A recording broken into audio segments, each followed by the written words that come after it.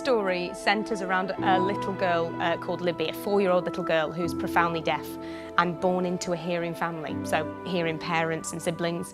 And the family don't have any education about deafness. So this little girl spends the first 4 years of her life in total isolation and silence, and subsequently is quite troubled and has behavioural problems, and has actually appointed a social worker.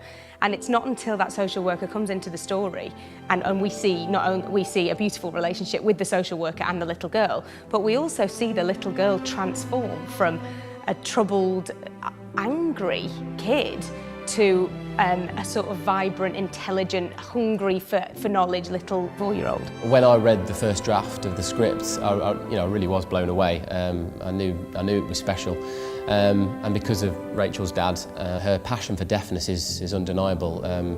She really has done some incredible things to raise deaf awareness. You know, she's done skydives, she's trekked the Great Wall of China, she's climbed Kilimanjaro. She's done so much as well as fundraising over the years. So I did it. I'm standing on top of Africa's highest freestanding mountain.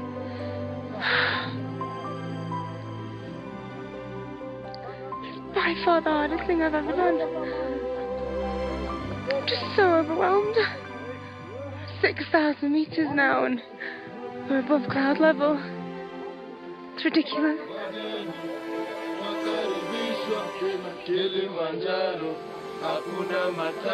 Yay! Oh, they're amazing.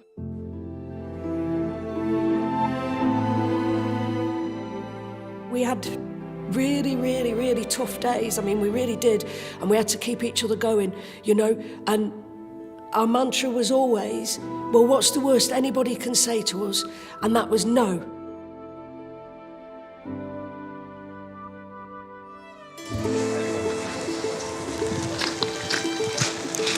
With the Spider-Man. I think the hardest thing about making the film was two elements, the fundraising process and the actual shoot itself. They're both two of the hardest things I've ever done in my life. And then we turn around back here again and we go for a long shot. I think this was quite a complex short film. I think it was just a joint kind of can-do attitude that really just made it happen.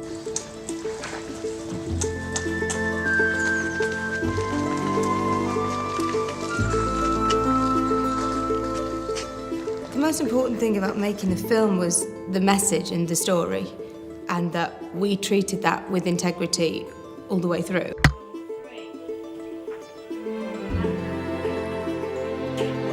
Perfect. Amazing. I know what you're saying. A bit faster, please.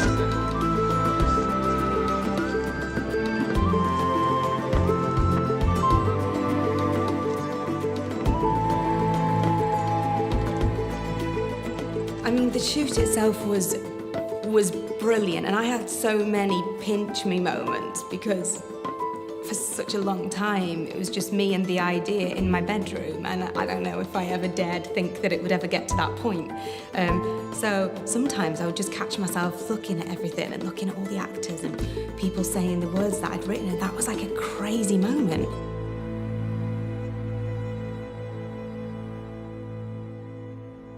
Tonight? 6. Oh God, Paul, you'll have to run.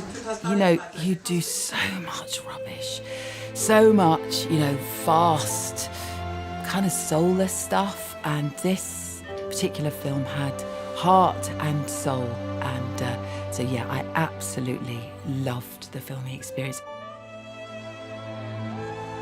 I'd just like to say the crew were all fantastic. Everybody was very generous, everybody was very concerned. There was an enormous commitment from everyone because it's such an important subject and an emotional subject, and I'm so glad I did it, and I'm sad it came to an end. Action!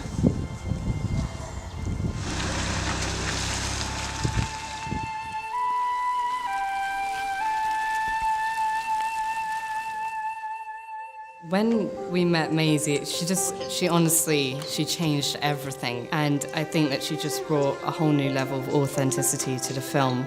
And on a bigger scale, you know, she's given a voice through her character to deaf and hearing impaired children across the country. So it's just amazing. It does become a bit of a bigger scale. I was surprised completely. I couldn't believe how a 5-year-old child can act like this, exactly as a professional adult actor. Maisie's visual communication is so straight and strong and real.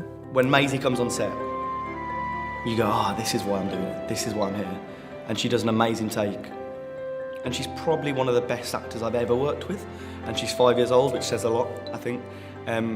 But she's just got to do one scene, one movement, one look, and you just go, this is all worthwhile. And if I think back to the day of her audition, it was a really special day. I think we all had this feeling very quickly that we knew she was our leading lady. She was a brilliant little actress and continually blew me away throughout the shoot. There aren't enough opportunities for deaf children and deaf adults.